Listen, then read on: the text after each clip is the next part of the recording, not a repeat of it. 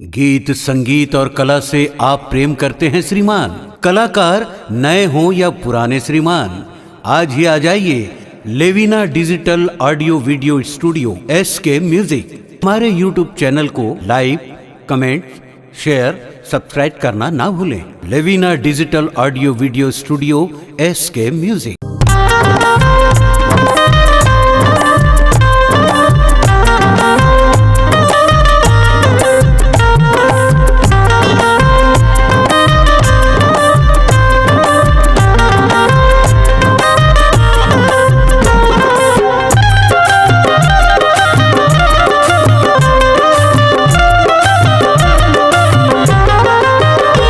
दगदीर बुलाया हूँ के ताए हरे जहरिया, दगदीर बुलाया हूँ के ताए हरे जहरिया।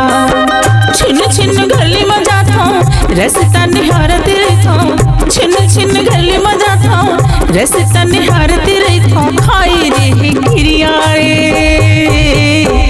दगदीर बुलाया हूँ के ताए हरे जहरिया, दगदीर बुलाया हूँ के ताए हरे जहरिया।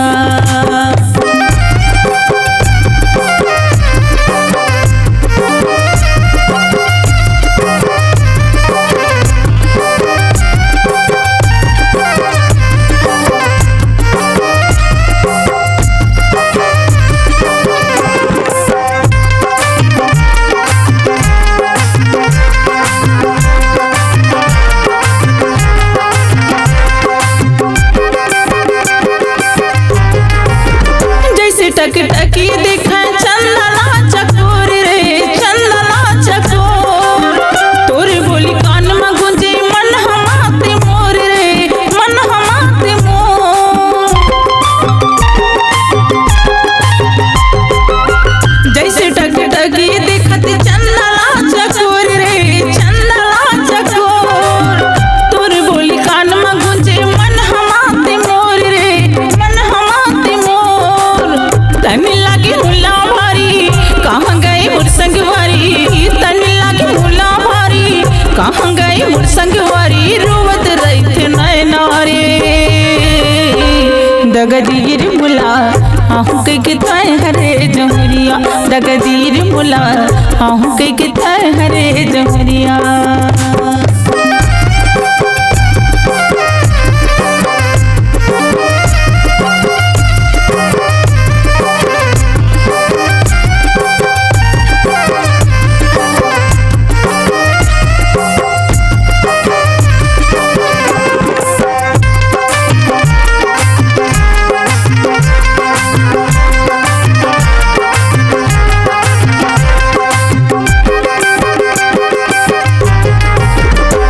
बिना आखी तरसी मन हमर कौवाग रे, मन हमर कौवाग रे।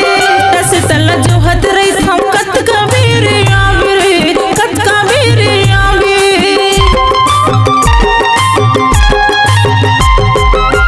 देखे बिना आखी तरसी मन हमर कौवाग रे, मन हमर कौवाग रे। दस तल जो हद रही हम कत कबीर आवे रे, कत कबीर आवे।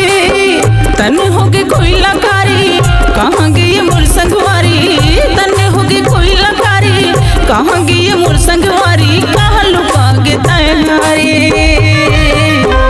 दगदीर बुला आहू के ताए हरे जहरिया, दगदीर बुला आहू के ताए हरे जहरिया। छिन छिन गली में जाता हूँ, रास्ता निहारती रहता हूँ। छिन छिन गली में जाता हूँ, रास्ता निहारती रहता हूँ। खाई रे गिरिया रे, दगदीर बुला आहू के ताए हरे जहरिया, दगदीर बुला आहू के ताए हरे जहरिया, दगदीर बुला